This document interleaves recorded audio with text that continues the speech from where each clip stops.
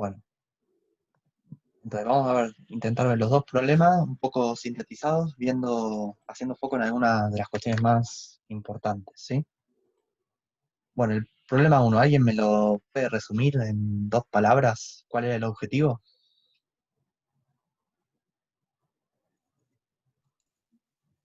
Querían ver si la cantidad de aves nativas variaba según si el ambiente era antropizado o una reserva.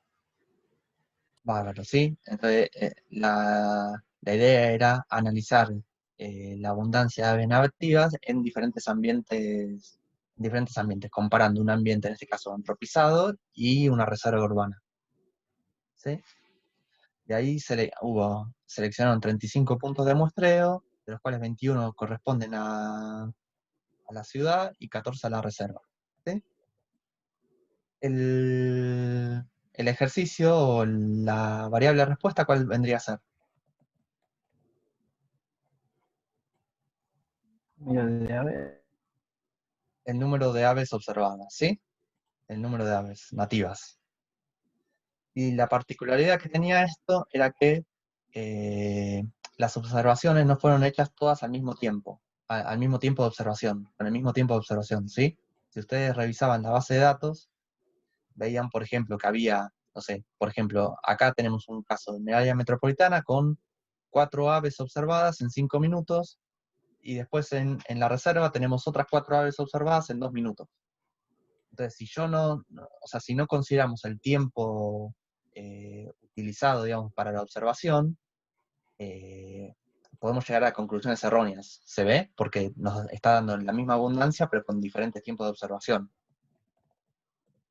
¿sí? Entonces, en esos casos, lo que nosotros tenemos que hacer es considerar justamente el tiempo de observación, normalizarlo de alguna manera, considerarlo en el modelo, ¿sí? Entonces, como hablamos antes, esta variable respuesta vendría a ser el número de aves y sigue en un tiempo continuo, en este caso los 5 minutos, pero fue variable, sigue una distribución de Poisson, ¿sí? Es una variable cuantitativa discreta. ¿Cuántos parámetros tiene la distribución de Poisson? 1. 1, que es la media estimada, ¿sí? El lambda. Y en este caso, a diferencia de la distribución normal, ¿cuál es la gran diferencia que tenemos? Además del tipo de variable, ¿no? La varianza y la media siguen una relación. A mayor Claro, media, mayor varianza, ¿no? exactamente. Acá en todas estas distribuciones lo que tenemos es que la media y la varianza no son independientes, sino que siguen una determinada relación, ¿sí? Y eso justamente hay que considerarlo. En este caso en particular, con una distribución de Poisson, se sabe que la media y la varianza siguen una relación lineal, ¿sí? Yo aumento la media, aumenta la varianza de forma lineal. De hecho, esperen que me salteo esto, un grafiquito que es el que está acá abajo, en donde simulamos justamente diferentes distribuciones de Poisson con diferentes medias, y se estimó la varianza para ellas. Y pudieron ver que la media y la varianza siguen una relación lineal, ¿sí? Ahí vamos. Entonces, algo importante, digamos, de los modelos GLM es que nosotros podemos diferenciar justamente 3 componentes, ¿no? ¿Cuáles son esos 3 componentes?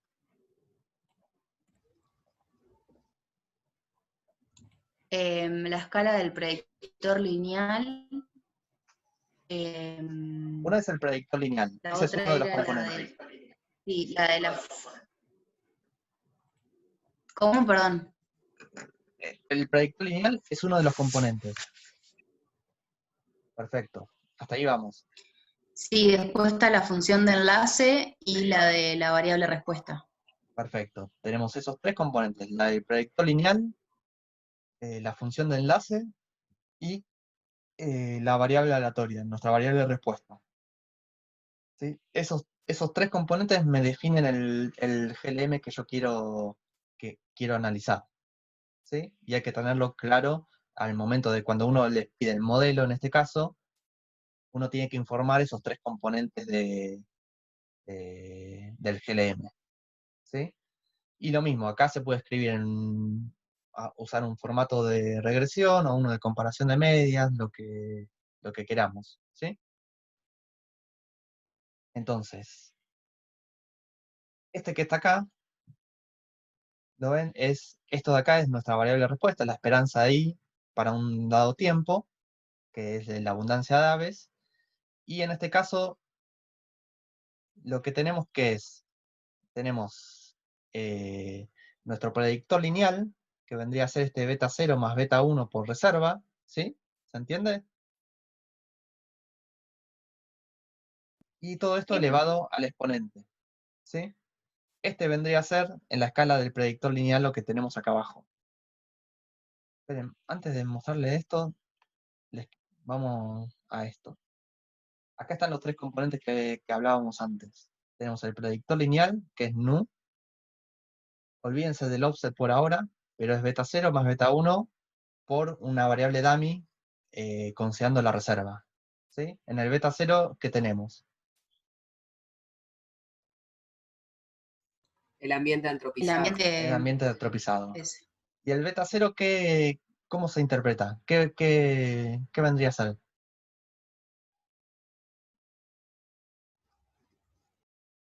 Puede ser el logaritmo de la esperanza del número de aves por tiempo en un ambiente antropizado.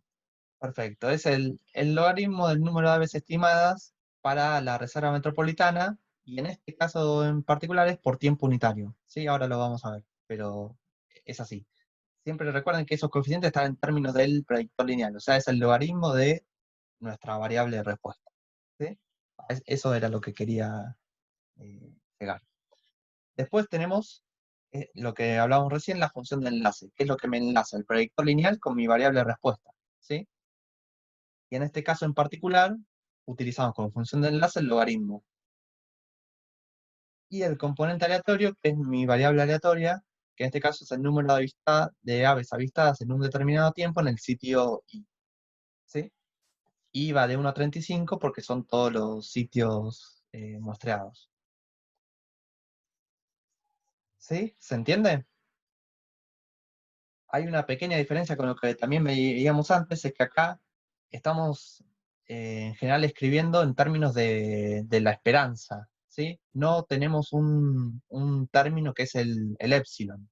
Ya el epsilon no lo vamos a incluir en los modelos. Vamos a trabajar en términos de la esperanza.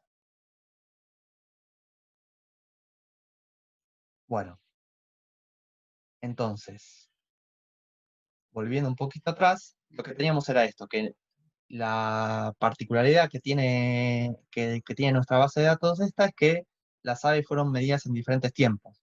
Entonces eso hay que solucionarlo de alguna manera. La manera de solucionarlo es, si este es mi predictor lineal, yo lo que tengo que hacer es el tiempo pasarlo al otro lado de la ecuación. ¿Sí? Entonces, si recuerdan algo de la matemática, el logaritmo de un cociente, o sea, acá yo tengo el logaritmo de I versus tiempo, el logaritmo de eso es igual que la resta de los logaritmos. ¿Sí? ¿Se entiende?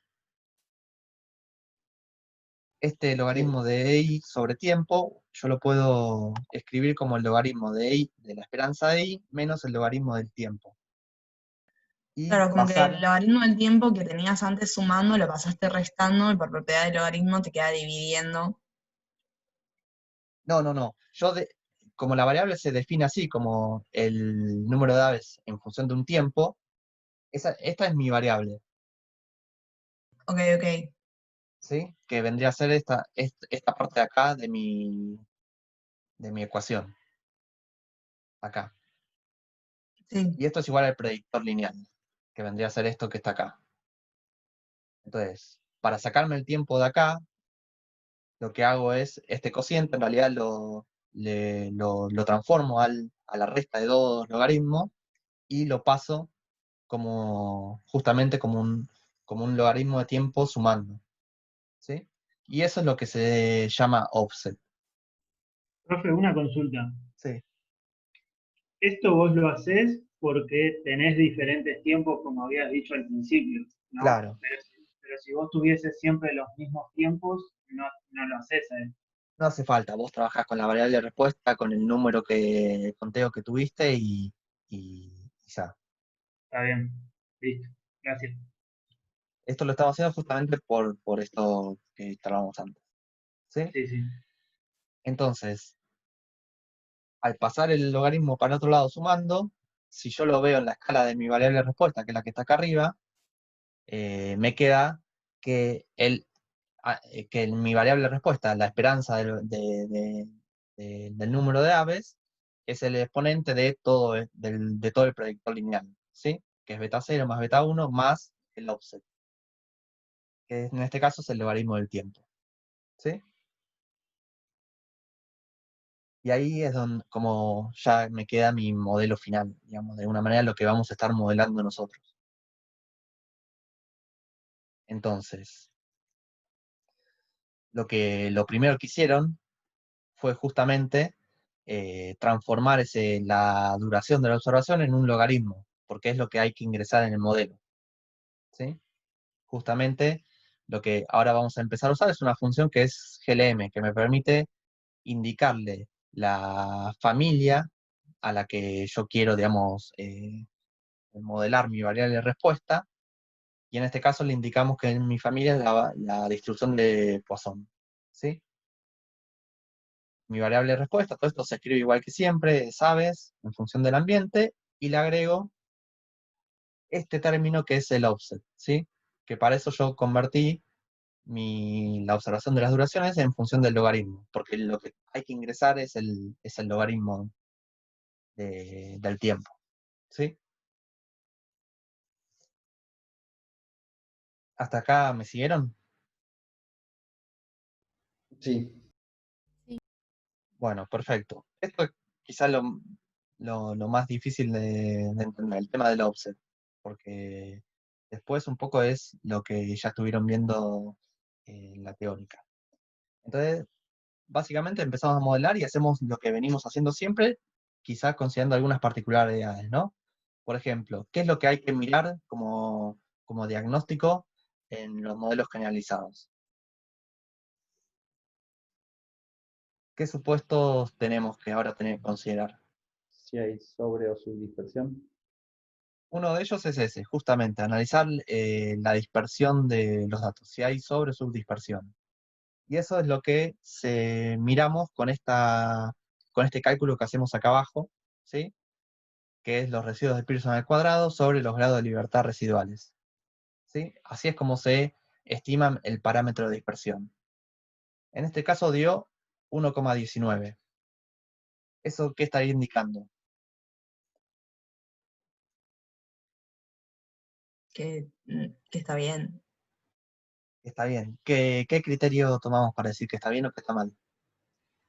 No tenía que ser mayor a 1,5. Era arbitrario. Ok, sí, sí, es arbitrario, pero por eso, para ponernos de acuerdo en qué mirar. Perfecto. Es arbitrario, es consensuado, digamos, digo, en general se considera, pero hay otra gente que puede considerar otros valores, que más allá de 1,5, como que de alguna manera la relación que nosotros estamos queriendo asumir para la media y la varianza no es tal, ¿no? Y hay como más varianza de la que uno puede llegar a acomodar con la distribución de Poisson, ¿sí? O más o menos. Entonces, en esos casos hay que empezar a trabajar de otra manera, que es lo que vamos a ver en el otro ejercicio, ¿sí? Pero en este caso en particular, no hay problema. El parámetro de dispersión calculado, estimado, es 1,19. ¿Y qué más?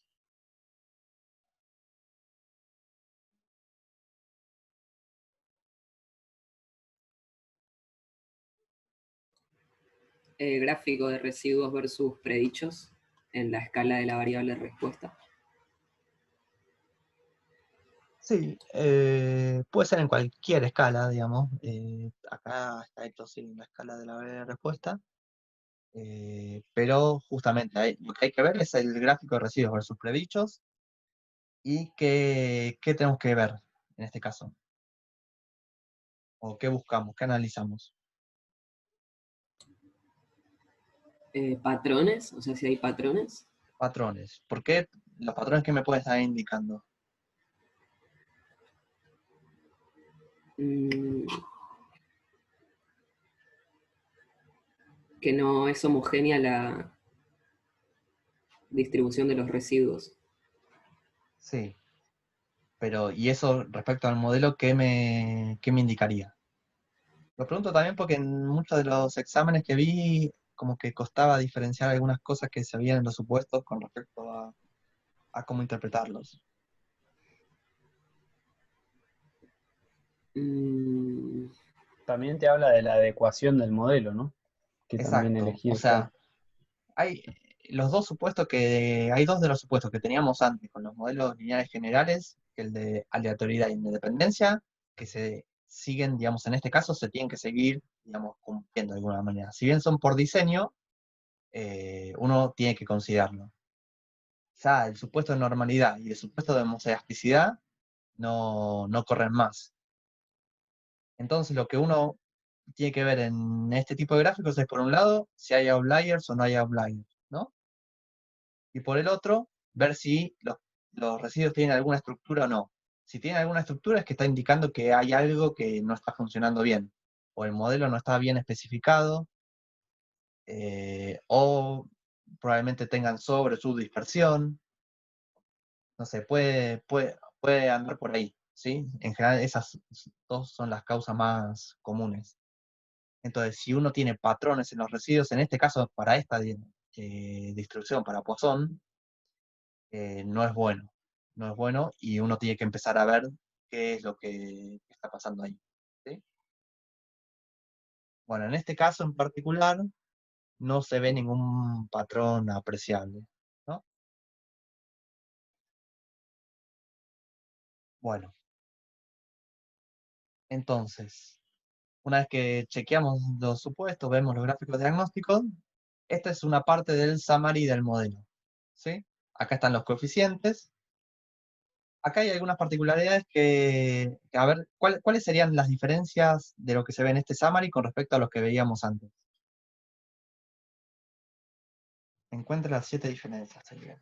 Acá te compara la devianza del modelo nulo con el de tu modelo. Perfecto. Una de las cosas es que ya no trabajamos más con la suma de cuadrados, etcétera, como veníamos trabajando, sino con devianza, ¿sí? Es una forma de analizar la falta de ajuste en los modelos. Entonces, lo que sabemos es que la devianza del modelo nulo es la devianza máxima que yo puedo obtener. Y la devianza residual es la devianza de mi modelo. Cuanto más grande es ese valor, quiere decir que explica menos. Entonces, esa gran diferencia que hay entre la devianza residual y la devianza del nulo se relaciona con que mi modelo de alguna manera está captando parte de la variabilidad en la variable respuesta, que me está explicando algo, ¿sí? ¿Qué otra diferencia? Los parámetros ahí están en la escala del predictor lineal, Perfecto. no te da magnitud de efecto. Los coeficientes de estos están en términos de el predictor lineal. Uno puede hablar de una magnitud de efecto en términos de predictor, pero bueno, en general uno tiende a decir la magnitud del efecto en la escala de la variable de respuesta, ¿sí? Pero los coeficientes se interpretan salvando esa diferencia de que es el logaritmo de la media, se interpretan de la misma manera, ¿no? ¿Qué indicaría este beta 1, 1.23?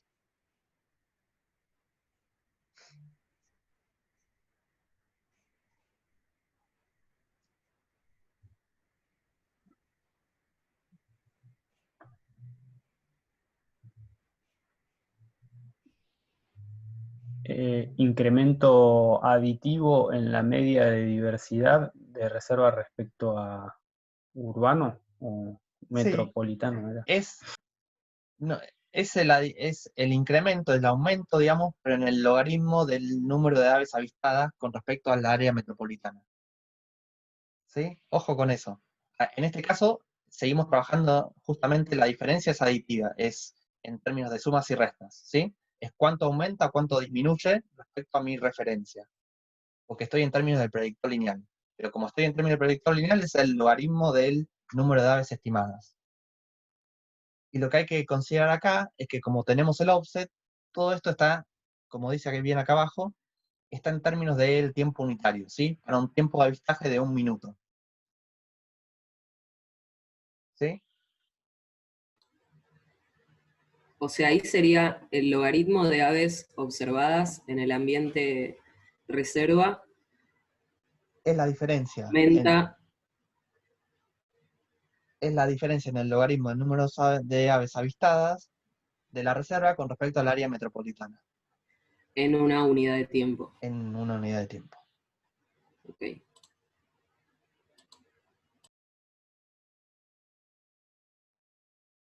Bueno, otra diferencia es que si leen acá, dice dispersion parameter for Poisson family taking to be 1. ¿Sí? Ahí me está diciendo que está asumiendo que mi parámetro de dispersión es 1. Y es lo que estábamos chequeando antes, ¿sí? Si ese parámetro está bien tomarlo como 1 o no. Y la otra pequeña diferencia es que justamente ya estamos trabajando con un estadístico Z en vez de el T, justamente por esto de que como la media y la varianza están asociadas, ahí puedo usar el estadístico Z y no el T. ¿Sí? Pero eso es un detalle al margen, pero es una diferencia igual. Bueno, ¿hasta acá estamos?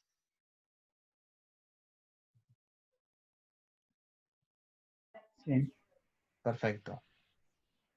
Entonces, si uno quisiera obtener el número de aves nativas por tiempo unitario, lo único que tendría que hacer es elevar el exponente a beta 0 más beta 1 y me puedo predecir el valor para cualquiera de las observaciones que tuve en mis datos. ¿Sí? Entonces,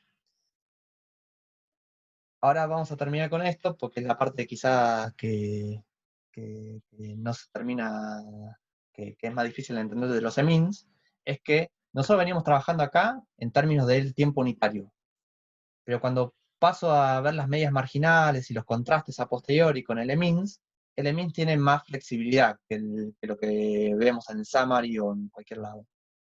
Nosotros le podemos poner un offset un offset para que estime una media para ese determinado offset, ¿sí? Entonces, por ejemplo, cuando dice offset igual a 0, esto implica que mi offset es 0. Yo estoy seteando mi offset en 0. Entonces me estima la media en la escala del predictor lineal o en la escala de la BR, en cualquiera de las que yo quiera, porque se le puede indicar, como lo hicieron, ven, acá este dice type igual response, y cuando en este, que no se le dice nada, es en la escala del predictor lineal. Pero cuando yo seteo el offset en 0, me está tomando justamente esto, que el logaritmo del tiempo es 0. O sea que mi tiempo es 1. Entonces estoy tomando el tiempo unitario. ¿Sí? Y es lo mismo que uno vería en el summary. Lo que podría uno estimar desde el summary. Cuando uno no le pone el offset igual a 0, lo que hace es tomar por default el promedio del logaritmo de la duración de observación, ¿sí? Que es 1.44 en este caso. Mucho me lo preguntaron, pero con este refgrid uno puede ver justamente eso. ¿Qué valor es el que está tomando el emin por default? Si no se le indica nada respecto al offset. ¿Sí? Entonces, ya sea offset 0, offset promedio, etc., lo que tenemos que ver para evaluar la magnitud del efecto es el contraste, ¿no? Y eso en ese caso, el contraste, ya sea el offset 0 o cualquier otro offset, va a ser constante, porque es el cociente entre mis dos ambientes en este caso. ¿Sí? Y ese Perdón, cociente, sí. ¿esto quedó claro? El tema del offset del tiempo. ¿Se dan cuenta que como medimos en distintos continuos, las conclusiones van a poder ser en distintos continuos, el promedio del tiempo de avistaje, en un tiempo de avistaje particular, en la unidad unitaria para el continuo que utilicé, que en este caso es minutos, pero podría ser otra medida de tiempo o alguna medida de espacio. Sí, totalmente. Sí, te entiendo. Poder relativizar a una unidad, podés inferirlo a la escala que quieras, configurando el offset. A eso te referís, ¿no, Camilo? Sí, nomás por si esto quizás puede quedar un poco en el aire, es eso, si ustedes mantienen un continuo fijo, se olvidan de esto, siempre van a estar concluyendo en función de el tiempo para el cual ustedes fijaron para cada unidad muestral, o bueno, el espacio, el continuo que tengan. Acá que varía el continuo, si bien lo podemos modelar igual, aparece esta complicación entre comillas, de bueno, ¿cómo concluyo? Avistaje en cuánto continuo, en cuánto tiempo. Entonces tengan bien estos comandos para saber en qué unidad, o bueno, más bien en qué magnitud de continuo están concluyendo. Yo algo que no entendí es, capaz no estamos en esta parte, pero en el script, en la línea que tiene esto de offset igual 0, antes aclara, si quisiéramos saber la tasa por día, coincide con el summary. Y entonces tira esta línea con el offset igual 0. No entiendo por qué es la tasa por día. Por minuto. Ah, ok, sí. Si dice día está mal. Perfecto. No, sí, me parecía, pero quería chequear. No, está mal, está mal. Disculpa. Bueno, ¿avanzo? Entonces, para terminar esto, o sea, veamos, acá lo que tenemos son los dos contrastes hechos en las dos escalas, ¿sí? En la escala del predictor lineal tenemos justamente lo que venimos haciendo siempre, de uno menos el otro. Acá en este caso está al revés que lo que está hecho en el summary, ¿sí? En el summary tenían en el beta 1 la reserva, y acá está hecho al revés, metropolitano menos reserva, ¿sí? Entonces, este valor estimado acá, el menos 1,23, equivale a menos beta 1 en este caso, ¿sí? Estoy queriendo volver y no puedo. ¿Ven? Este beta 1 era 1,23, y en este caso lo mismo, pero están al revés el contraste. ¿Se entiende? Y entonces, en este caso, en la escala de predictor lineal, lo que vemos en cuanto a los intervalos de confianza es si incluye o no incluye al 0. ¿Sí? Para saber si ese contraste es significativo o no. En cambio, en la escala de la ABR, eso cambia, porque como estamos haciendo un cociente, ahora los intervalos de confianza tienen que ver, lo que hay que chequear es si incluye al 1 o no lo incluye. ¿Se entiende? Sí. Sí. Genial. Y en este caso, me da que metropolitano sobre reserva hay un cociente de 0,293, ¿sí? Que equivale a ser el exponencial de beta 1, pero el 1 sobre eso, porque está al revés el hecho de contraste. ¿Sí? Y ahora vamos un poquito a eso, justamente cómo interpretarlo. Acá está hecho el mismo modelo, pero al revés. Pusimos la reserva, cambiamos los niveles del modelo. Me da el ratio, o sea, de reserva sobre metropolitano. Y entonces, ¿cómo concluimos sobre la magnitud del efecto? ¿Sí? ¿Se acuerdan que lo que hay que hacer es, si uno quiere hablar de cantidad de veces que se incrementa o se disminuye, lo que hay que hacer a estos valores que uno obtiene acá en los contrastes es restarle el 1. ¿Sí? Entonces, lo que yo puedo decir es que en este caso en particular, en una reserva urbana, esperamos registrar en una sesión entre 1,5 y 3,7 veces más de aves nativas por minuto que en el área metropolitana. ¿Sí? Este 1,5 y el 3,7 con una confianza del 95%, falta ahí. Acá, es restar, sacarle un 1 al 2,49, que eso me da 1,5, y 4,7, que es 3,7. ¿Sí? Martín, perdón, seguramente ya lo dijiste, pero no lo escuché. ¿Por qué le restamos el 1? Porque es la forma de pasarlo a poder decir que se incrementa a veces más, porque el 1 es como el no efecto, digamos, es el, o sea, si vos tenés un cociente de 1, es que son iguales. Ah, Entonces no perfecto, podés perfecto. decir que aumenta Bárbaro. una vez, Dale. estaría mal. Gracias. ¿Se entiende? Sí, sí. Genial.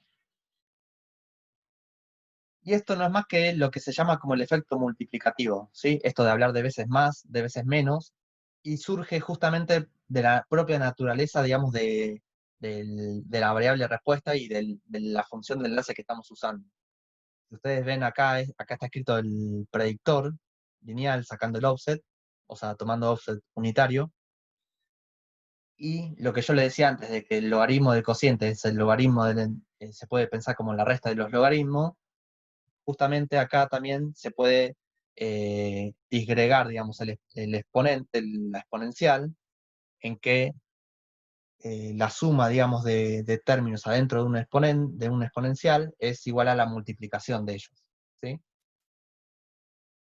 Entonces, por esto es justamente que se da este efecto multiplicativo y uno tiene que pasar a hablar cuando está en la escala de variable de respuesta, en justamente esto, en cuántas veces más o cuántas veces menos me cambia mi variable, mi valor estimado respecto a la otra condición. ¿Sí? Y si vos lo quisieras decir en porcentaje, ¿aplica lo mismo? Sí, es lo mismo. Acá sería todo multiplicar por 100 el 1,5 y el 3,7. Perfecto. Pero sí, siempre hay que restar el 1. Bueno, esto es más o menos lo que yo les quería contar de este ejercicio. ¿Quedó claro? ¿Hay alguna duda?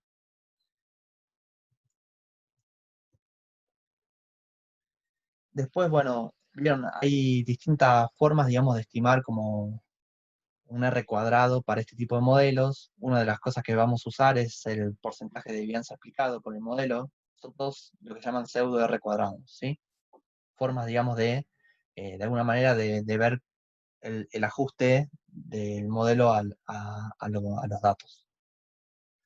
Puede ser este, el porcentaje de varianza explicado, puede ser, no sé, justamente lo que está acá graficado, la relación entre los observados y los predichos, poder sacar de acá un R cuadrado.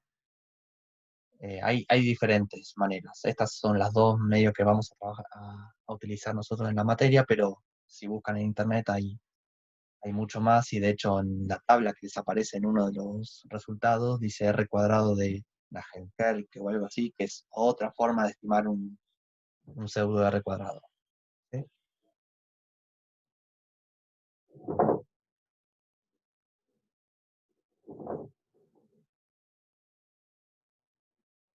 Bueno, y un pequeño detalle acá, o sea, de cómo se están obteniendo estos valores predichos, ¿sí? Si uno quiere volver en la escala de la variable de respuesta, volver a poder predecir los valores del número de abundancia observados, de alguna manera tiene que volver a considerar ese tiempo, porque ya no puede trabajar en tiempo unitario, ni en un tiempo, ni en un offset promedio, ni nada. Cada dato tiene un tiempo, entonces uno puede, sabiendo el tiempo de la duración de observación de cada observación, considerarlo en el modelo y poder predecir el número de aves nativas con los coeficientes estimados, más el tiempo observado para cada dato. ¿Sí? Y así es como se obtienen estos valores predichos de acá. Porque si uno considera un tiempo constante en todos los datos, no va a poder predecir bien el valor observado. ¿Se entiende?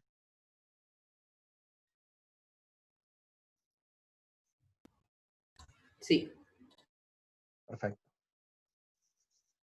Bueno. Y entonces pasamos al otro problema, si les parece. ¿Quién me puede resumir un poquito cuál es el objetivo del problema este.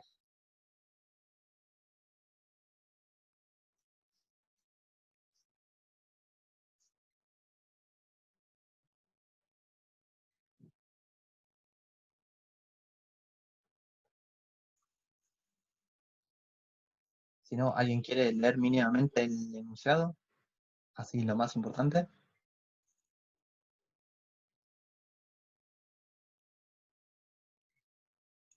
Yo lo que había entendido es que o sea, lo que quieren calcular es el número de anfibios muertos en la carretera y lo quieren asociar a distintas variables explicatorias. Perfecto, sí, lo que están analizando es justamente eso, el atropellamiento de anfibios en un parque natural, en las carreteras de un parque natural, en la cercanía. Lo que quieren justamente es evaluar eso, qué distintas variables predictoras que me permitan explicar justamente el número de atropellamientos. ¿Sí?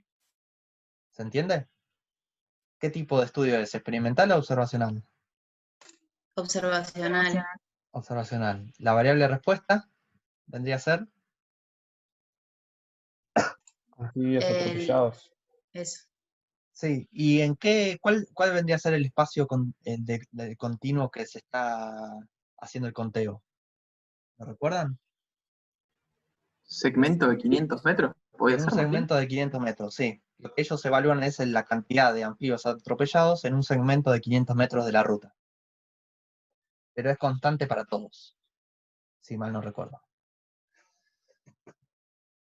Y entonces, bueno, como es un conteo en un espacio continuo, justamente qué distribución podemos asumir que sigue, una distribución de Poisson, ¿sí?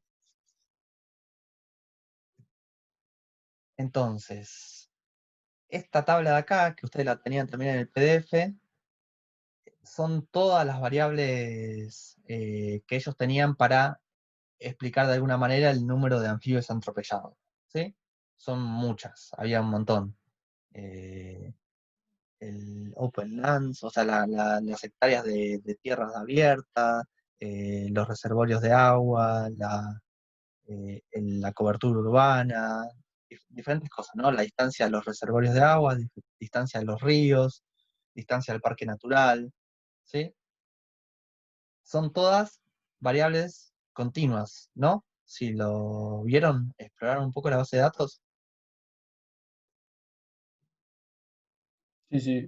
Y no sé si lo dijimos, pero es un estudio observacional, ¿sí? Queda claro que no estamos asignando ningún tipo de tratamiento ni nada, sino que estamos analizando el número de atropellamientos en función de distintas variables predictoras, que no asignamos específicamente. Entonces, una pequeña, digamos, corrección que se hace es que como las distribuciones de variables eran muy asimétricas, esto lo sacamos de una base de datos de uno de los libros que les recomendamos, que es el SUR. Ellos lo que hacían era, de alguna manera, transformar esas variables para aplanar un poco esa distribución y que no haya como un efecto, ¿vieron que hablamos alguna vez del efecto apalancamiento? Bueno, para achatar eso se puede hacer de diferentes maneras, se puede aplicar logaritmo, se puede aplicar raíz cuadrada, en este caso aplicaron raíz cuadrada, ¿sí?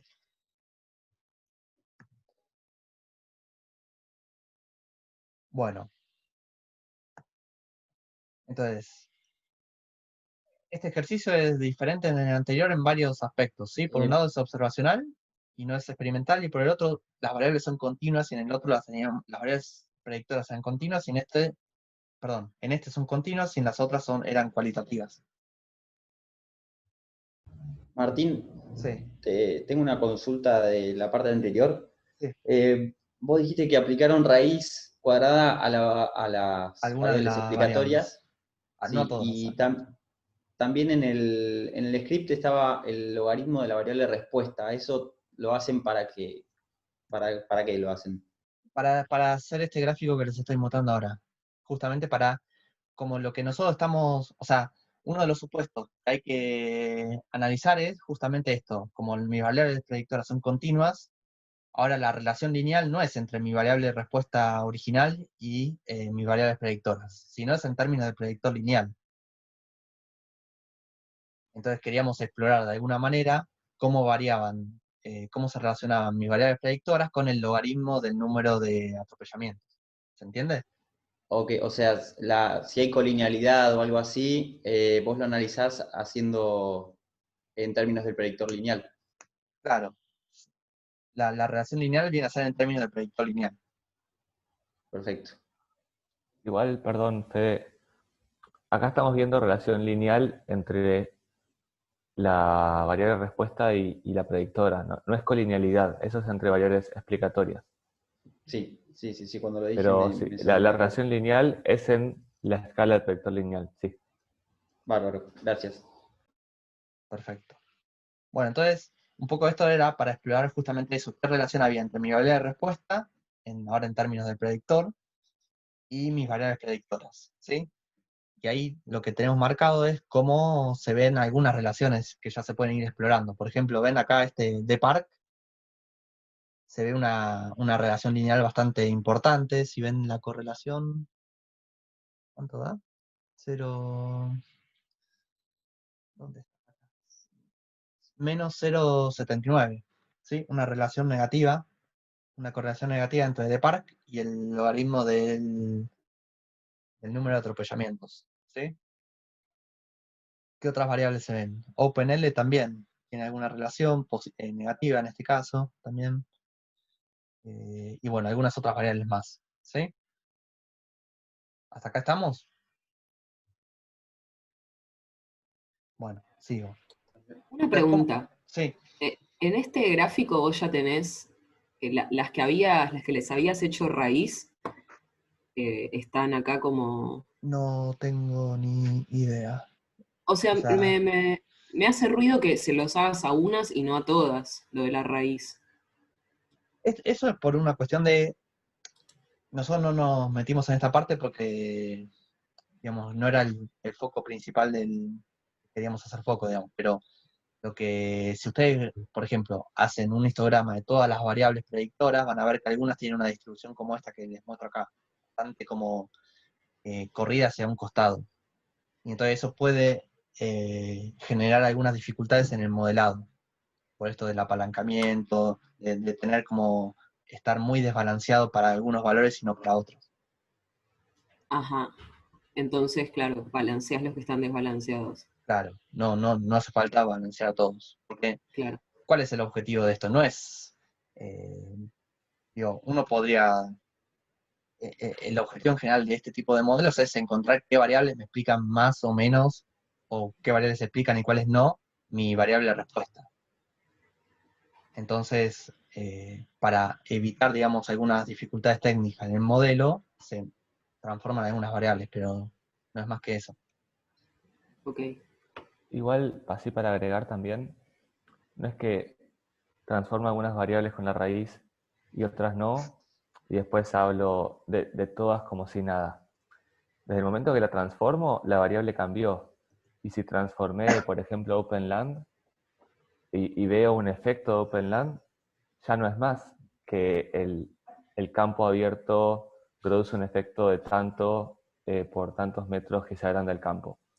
Ya es la raíz del campo abierto produce un efecto de tanto. Ya, Pero y no te podría, o sea, vos, si la raíz te da efecto, entonces seguramente el otro también te dé efecto. Pero si no te da efecto, ¿no podría ser porque le hiciste la raíz? Lo que pasa es que si lo haces es porque de alguna manera querés evitar ciertas cuestiones técnicas en los modelos de que sean inestables o lleguen a un modelo Okay. que no sea correcto. Entonces no podés hacer esa comparación, porque si no, no tuviste que hacer la transformación de alguna manera. Ok. seguro si me interesase mucho esa variable, podría explorar. Quizás si no es tan asimétrica, podría explorar qué pasa con una y con otra. Pero sí, si no eso. Claramente la transformé porque era incómoda, muy incómoda. Y no sé bien si que me dé significativo o no significativo transformada me dice algo de cómo va a dar la significancia no transformada. Eso no lo sé. Ok. Pero bueno, más allá de eso y de la naturaleza de las predictoras, ¿cómo se encaró el modelado?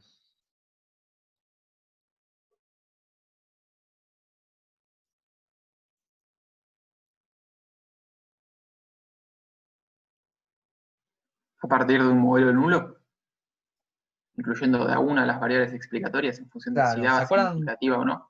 Perfecto. ¿Se acuerdan cuando vimos selección de modelos en la primera parte que habíamos hablado de diferentes formas de hacerlo? ¿Sí?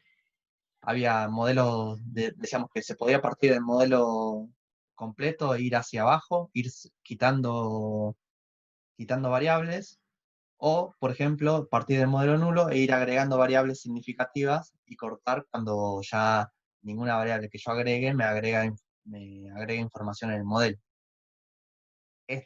Nosotros anteriormente habíamos hecho el modelo backward, o sea, del completo quitando variables, y ahora estamos haciendo el modelo, lo que se llama el forward, ¿sí? Siendo de abajo hacia arriba, de alguna manera, agregando variables. Eso es lo que se hizo, el enfoque de modelado que se utilizó en este ejercicio, ¿sí? Entonces, antes de empezar a modelar eso, lo que chequeamos un poco fue justamente esto de el parámetro de dispersión, ¿sí? Entonces, partimos del modelo completo, o sea, este sería el modelo con todas las variables posibles, ahí no quitamos ninguna, y analizamos tanto los BIF como el parámetro de dispersión, ¿sí? En los BIF, o sea, ver la colinealidad de mis variables predictoras, incluso agregando todas, si mal no recuerdo acá, ninguna tiene un BIF importante, ¿sí? ¿Se acuerdan que habíamos hablado de que cuando el BIF era mayor a 5, ahí había que empezar a tener cuidado con eso? En este caso, ninguno da mayor a 5, ¿sí? ¿Lo ven? Sí, sí. Bueno, y si uno genera este modelo y le estima este parámetro de dispersión, el parámetro de dispersión da 5,93, ¿sí? Entonces, ¿qué significa eso? Que hay sobredispersión. Hay sobredispersión, que la sobredispersión es bastante significativa. Y eso quiere decir que hay más variabilidad en mi variable respuesta que no puedo llegar como de alguna manera a acomodar con la relación varianza-medida que hay en la distribución de Poisson. Hay más varianza de lo que me puede explicar el valor estimado. ¿Sí? ¿Se acuerdan que para Poisson varianza y media son iguales? En este caso, evidentemente, la varianza es mayor que la media. ¿Sí? Entonces, eso implica que hay sobredispersión. ¿Y cuál es el problema de tener sobredispersión? Que los errores estándar están mal estimados. En este Los caso errores, perdemos potencia, ¿no? perfecto. Los errores están mal estimados. ¿Y de qué manera están mal estimados? ¿Qué error estamos cometiendo? Aumenta la probabilidad de cometer el error de tipo 1. Claro, aumentan los falsos positivos. O sea, el error estimado es menor del que debería ser. Y entonces puedo ver falsos positivos. Me puede dar una variable significativa cuando en realidad no lo es.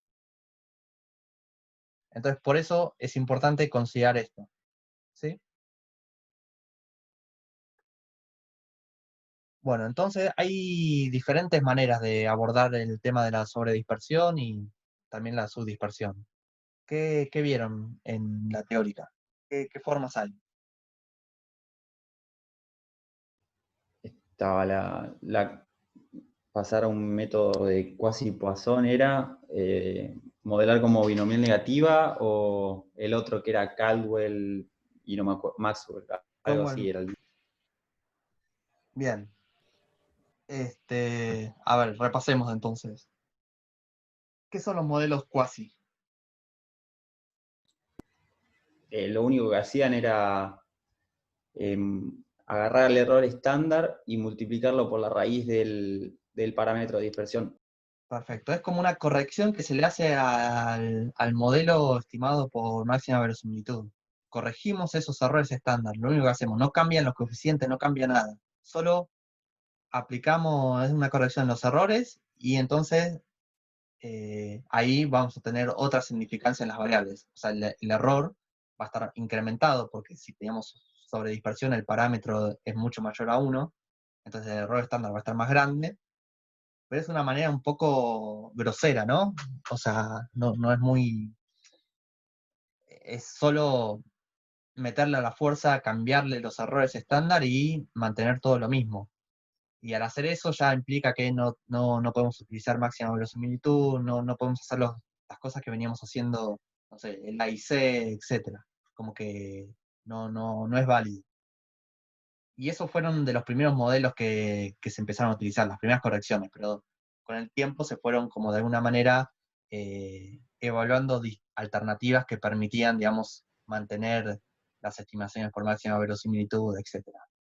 Y una de las alternativas justamente es la de modelar, en vez de ya asumir una distribución de Poisson, asumir una distribución binomial negativa. ¿Sí? Lo que tiene la binomial negativa es que digamos, hay distintas maneras de lo que se llama parametrizar la función, y una de las formas es que la binomial negativa y la Poisson están relacionadas. ¿Cómo están relacionadas?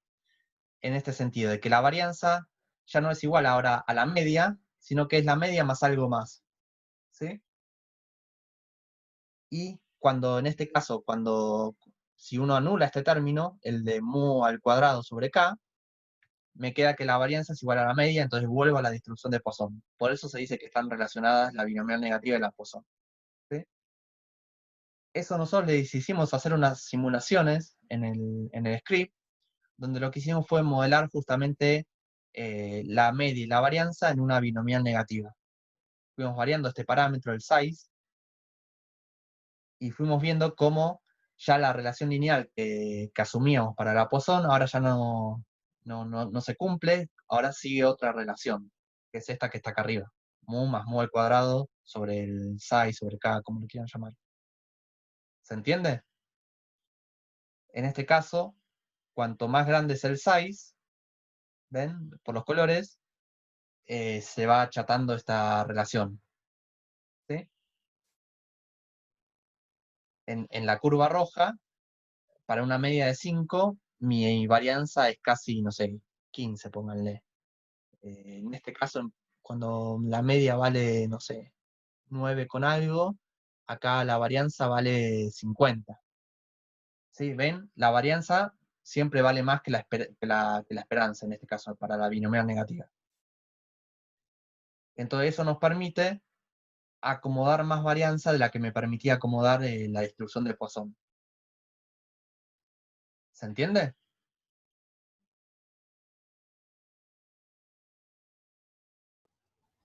Sí, se entiende.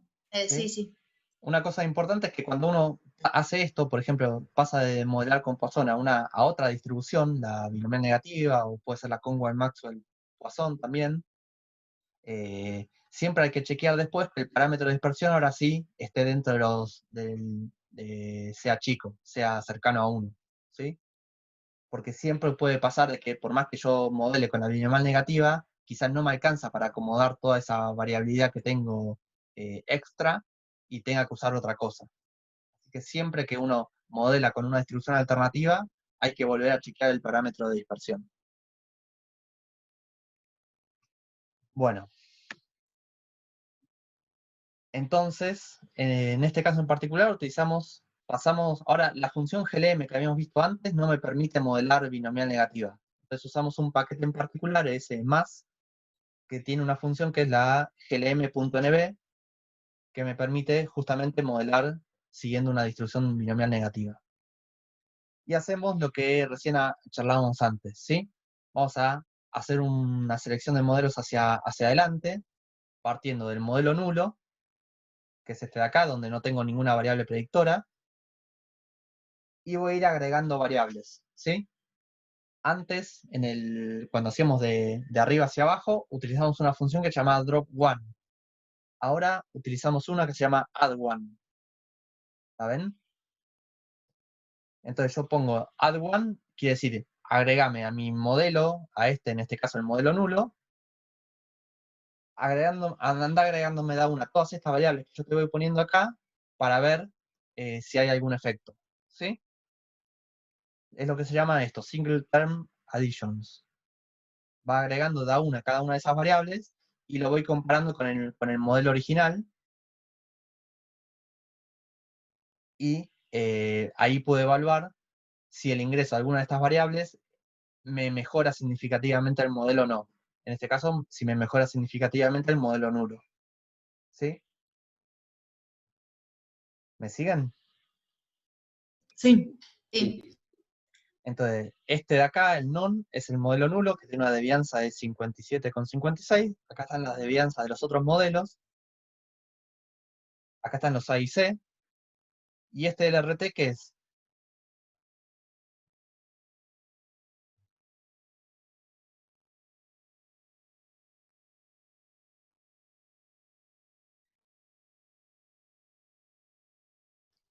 ¿Es un test? El test de verosimilitud. Perfecto, es el Likelihood Radio Test, es un test de verosimilitud que me compara dos modelos, ¿no? En este caso me está comparando siempre el modelo nulo con respecto al modelo con la variable agregada. Y acá está evaluada la significancia con un p-valor de esa comparación de modelos, ¿sí? Porque esto sigue una distribución de chi cuadrado. ¿Se entiende? Entonces, Si lo te que da tenemos... significativo es como que tu modelo con la variable agregada es mejor que el nulo. Claro, exactamente. Entonces, lo que vemos acá, si analizamos todas las variables agregadas de a una a la vez, que, digamos, la mejor, digamos, la que parece mejorar, digamos, de alguna manera, ven, la devianza se reduce del 57 al 21.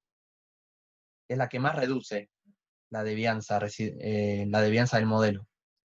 Entonces, probablemente esta debe ser una variable muy importante para explicar el número de aves, el atropellamiento de los anfibios, ¿sí? Mi variable de respuesta. Entonces, esta sería mi primer variable seleccionada. Lo puedo ver también con el A y C. Ven acá el A y C. Si no queremos ver estos Likelihood Radio Test, puedo ver el A y C. El A y C acá del modelo 1 es 445. ¿En cuál me baja más? El de Park. Con el de Park. Entonces voy a seleccionar esa variable para agregar a mi modelo. ¿Sí? Y así vamos repitiendo, justamente como dice hasta acá, hasta que, por ejemplo, el A y C no disminuya, o sea, que se mantenga dentro de ese delta de A y C de 2, que es el que venimos tomando como criterio. Entonces, ustedes fueron haciendo eso en los modelos, fueron agregando, se fue agregando de Park, después se fue agregando OpenL, después se fue agregando este LWAT-C, que ya no recuerdo ni qué es esa variable, pero creo que es la longitud de los cursos de agua. Fueron analizando los distintos, o sea, siempre hay que chequear el factor de dispersión en los residuos para ver que no tengan estructura, etcétera, ¿sí? Porque lo que podemos comparar acá, si tenemos posibles modelos candidatos, es compararlos a través del A y C, pero de modelos que cumplen los supuestos, ¿no? De alguna manera. Entonces, en ninguno de estos el factor de dispersión es mayor a 1.5, entonces podemos decir que está bien, digamos, haberlo modelado con la binomial negativa, nos alcanza. Y si hacemos una comparación de estos tres modelos con respecto al A y C, ¿qué vemos? Que el modelo 4 es el que tiene menor A y C, ¿sí? Y probablemente si yo seguía agregando variables, ninguna me modificaba el A y C significativamente, de alguna manera. ¿Sí? Y entonces ya conseguimos nuestro modelo final. ¿Sí? ¿Se entiende? Nuestro modelo final modela el atropellamiento de anfibios con tres variables. De Park, o sea, la distancia al parque natural. OpenL, que creo que era la cantidad de hectáreas de tierra de espacio abierto, puede ser, algo así. Y LWAT-C, que si no mal no recuerdo, es la longitud de los cursos de agua. No importa, 3 variables. ¿Sí? Entonces, veamos este summary. ¿Qué nos dice el summary? ¿Qué vemos?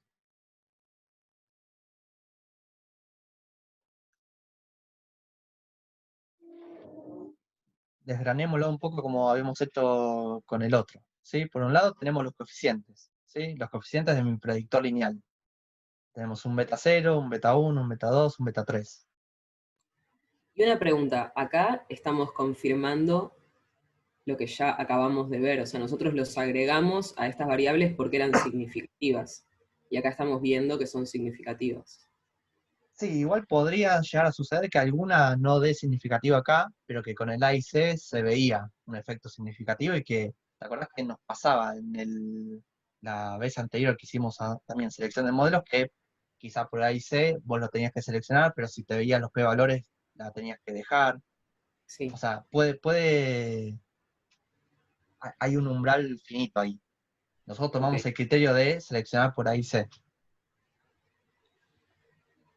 Porque Acá en de este hecho en el caso, cuadro o sea, no sé si es comparable, pero en el cuadro que mostraste al principio de todo, donde veíamos el A y C de agregar cada variable por separado, sí. La mayoría quedaban bastante cerca del modelo nulo, no me acuerdo si muchas no tenían más de 2 de diferencia. No, muchas no, pero puede ir variando eso, porque esto es agregándolo únicamente. Claro, Pero o sea, capaz, eso no es comparable. justamente esto, ¿se acuerdan cuando nosotros tenemos varias variables? Son efectos parciales.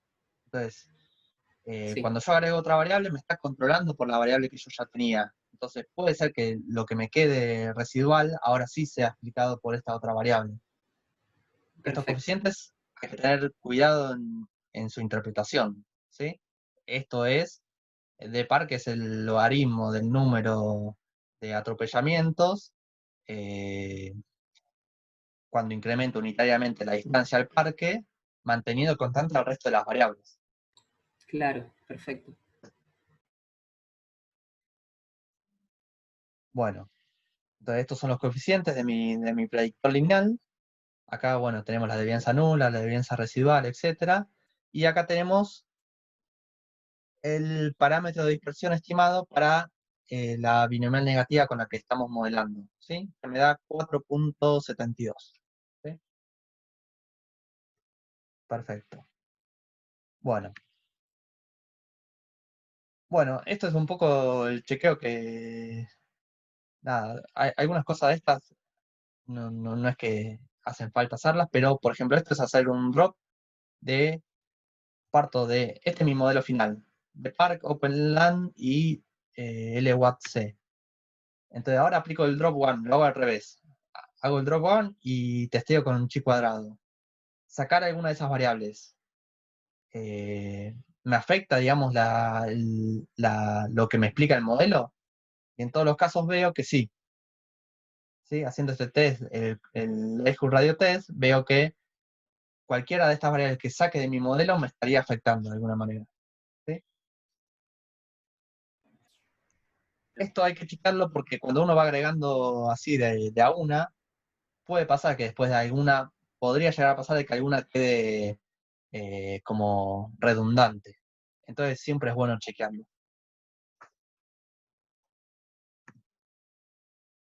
Bueno. Nada, y un poco después entonces analicemos esto, justamente la magnitud del efecto. Acá tenemos los intervalos de confianza para cada una de mis variables seleccionadas. ¿Sí? Esto, ven acá, esta de acá es en términos del predictor lineal la que está mostrada, y acá a la derecha están hechos como los intervalos de confianza para en la escala de la B de respuesta. ¿Sí? ¿Se entiende? Entonces, ¿cómo interpretamos cada una del efecto de cada una de las variables? Por ejemplo, de Park, ¿cuáles vendrían a ser acá los valores a poner? O vamos a empezar con una un poco más fácil, porque con LWC. LWC es por cada kilómetro de curso de agua. En este caso, ven que una pequeña aclaración. Ven que acá los coeficientes algunos son negativos y otros son positivos. ¿sí? Entonces, en los casos que son negativos, lo que yo ya sé es que voy a tener que una reducción en el número de atropellamientos, ¿sí? Y cuando son positivos, voy a tener un aumento. Entonces, por eso acá dice aumento o disminuye. ¿Se entiende?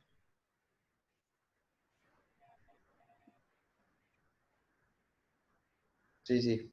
Sí, sí. Porque cuando esto yo lo elevo al exponente, o sea, si ustedes hacen estas cuentas que están acá,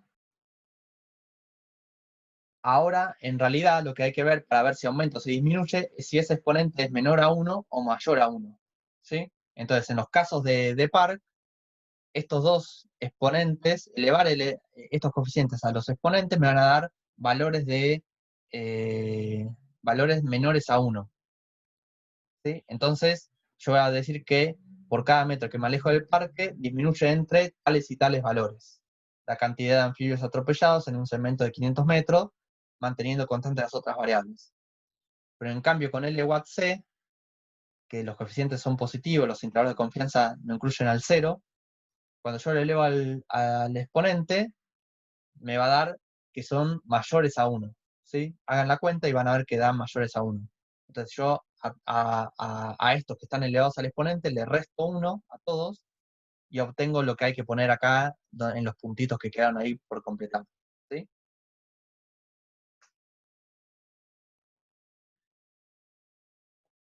¿Lo ven? Acá son valores muy chiquitos, ¿no? Porque imagínense que por cada metro que me alejo va disminuyendo en porcentajes muy pequeños la cantidad de anfibios atropellados, pero la distancia al parque va en metros y van entre 0 y 1000 o algo así. Entonces, es lógico que por cada metro vaya variando muy poquito. ¿Sí?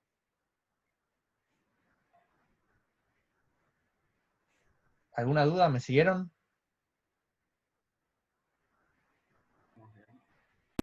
Va bien. Sí, sí, te seguimos. Genial. Y bueno, y por último, tenían un graficado. Por ejemplo, lo que hacíamos antes era graficar los efectos parciales de cada una de las variables. Acá está hecho para, por ejemplo, el efecto parcial de la distancia al parque. Y está hecho en la escala de la variable de respuesta. ¿Ven? Entonces, acá vemos claramente cuál es la forma que tiene, digamos, la relación entre el número de anfibios atropellados y la distancia al parque en la escala de la variable de respuesta. Y vemos que es exponencial y va decayendo con la distancia al parque. ¿Sí? En rojo están los datos y en celestito son los valores predichos para cada distancia, manteniendo constante a las otras variables. ¿Sí? Así que... Martín, sí. ¿esto lo podrían subir al campus, por favor? Sí, después ahora terminamos, mañana lo subimos, una vez que termine Dale, el turno dale. de noche, lo subimos. Perfecto, gracias. De esto no hay mucho más, digamos, la idea era, digo, en particular en este problema, en estos dos problemas repasamos un poco muchas de las cosas que vimos en la primera parte y le agregamos todo lo nuevo que vendría a ser modelar con una distribución de Poisson, etc. ¿Sí? Pero muchas de estas cosas que de hecho estuvimos hablando, también las habíamos hablado en la primera parte. Ahora hay que nada más acostumbrarse un poco a justamente esto, a pasar de una escala a otra, interpretar la magnitud del efecto en términos de la variable de respuesta, pero un poco la lógica del modelado va a ser la misma de la que vimos en la primera parte de la materia. Bueno, yo creo que ya estamos. La idea ahora es que hagan, digamos, les queda de tarea hacer el problema 4, para que lo hagan solos. Es un ejercicio, pruébenlo, y que probablemente lo que tengan que hacer es ya modelar con la Conway-Maxwell Poisson, ¿sí? Pero analícenlo y lo charlamos en un toque la clase que viene. Las cosas como más importantes. Bárbaro, gracias. Bueno. Perfecto, gracias. No hay duda. Nos vemos. Nos vemos. Vamos el jueves. Gracias, buen fin. Gracias. Buen fin de. Fin de... Chao chicos, buen fin de.